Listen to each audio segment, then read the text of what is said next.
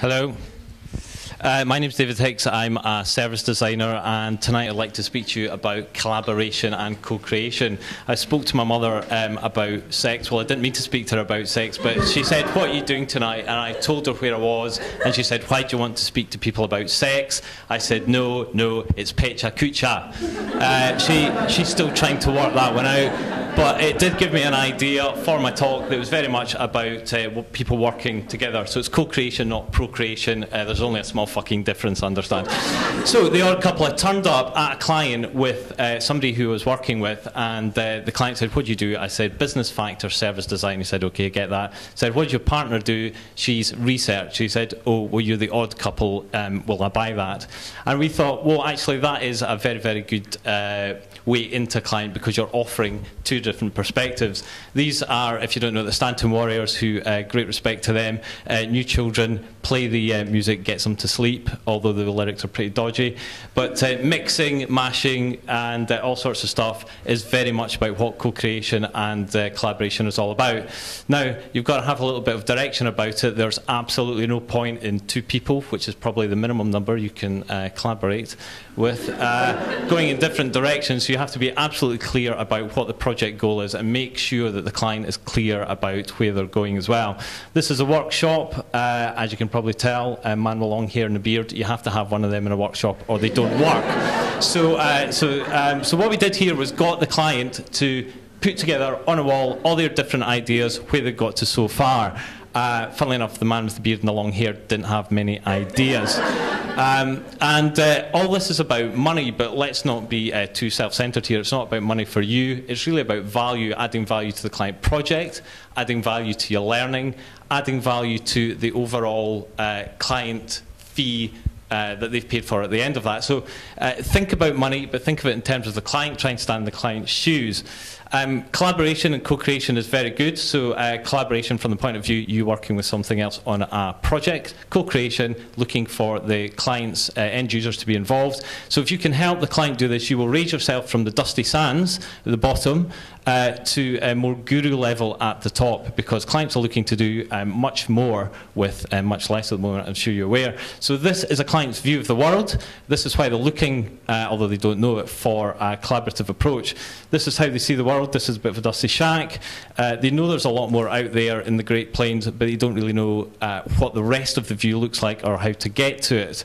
So that's a strategic view. If you speak to people at the front line, they can give you lots of detail.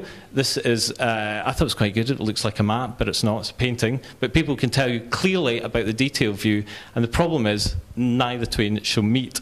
So if you're collaborating and co-creating, what you can do is give them the bigger picture. So that's linking strategy with the tactics of making it happen. So what we've got here is a picture of some great co-creation going on. This is a workshop. What you see here, it looks like all client people, but actually there's two sets of people here. There's a set of people who are actually consultants, and there's a set of people here who are from another team. And now the science bit, as they say in the shampoo adverts. So this is a picture of your brain. I know you don't understand that at the moment. I'm going to try and explain it. You have a preference for thinking. D is creative. If you're yellow, you're creative. C is red. That's human. You like people. B is all about being processed, and the top one was blue, about driven. You've got to know where you're coming from, both as a creative and a collaborative, to know how to work with clients. But somebody had fish. Thank you for that. I like fish pictures. Don't just look at the fish. Try and look at the whole system that you're dealing with a client. That's where collaboration really, really works, because you can't possibly see the whole system yourself. This is, I drew this. It's as good as it gets in my hand drawing.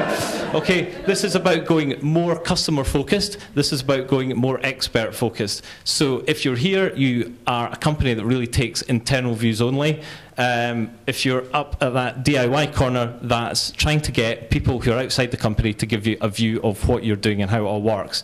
And I'll explain the other boxes over drinks. Here's another workshop. This was incredibly successful. This is actually clients of a customer who are our clients.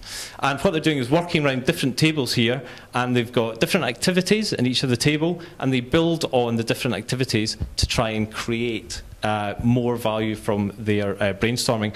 But sometimes you have to go to pavement level, so that's get people to actually go out there and give you their experiences real time of what their service experience is all about. And this is what we call pavement kits, and you give people prompts and little exercises to pull all their thoughts together.